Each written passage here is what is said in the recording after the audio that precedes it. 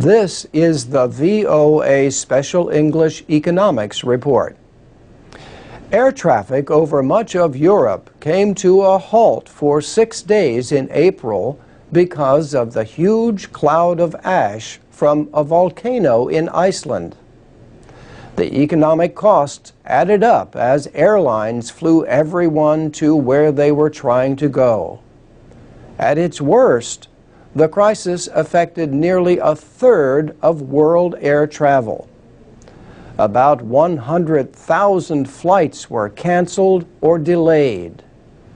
The International Air Transport Association estimated the cost to airlines at nearly $2 billion.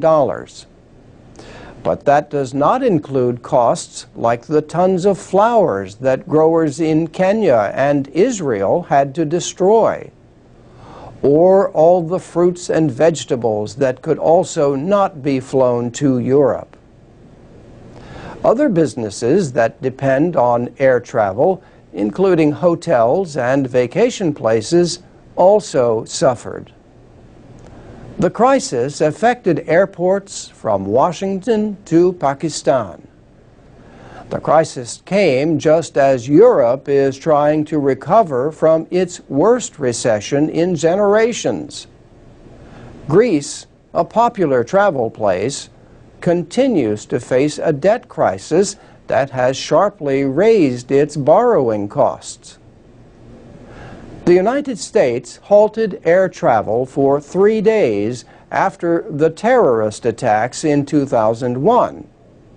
The travel ban in April lasted twice as long in some European countries. Critics accused European air transport officials of being slow to react, then overreacting to the possible risk to airplanes. The volcano eruption cost time and money for travelers. Hundreds of thousands were stuck. Some had no place to stay except the airport. Others tried to make their way by train, bus, boat, or car. Vacationers had to change or cancel plans. And not all businesses were sympathetic. An American stuck in London, already one of the world's highest-priced cities, found that her hotel had doubled its prices.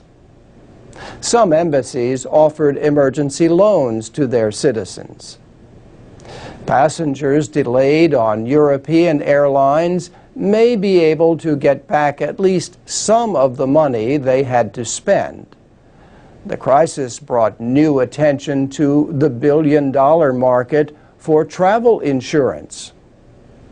About 30% of Americans buy policies to cover unexpected problems when they travel.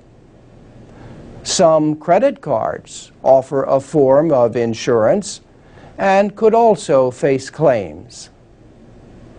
The volcanic eruption was the second time in 2 years that Iceland has shaken its neighbors to the east.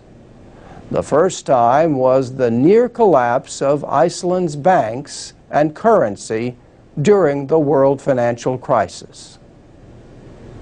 And that's the VOA Special English Economics Report.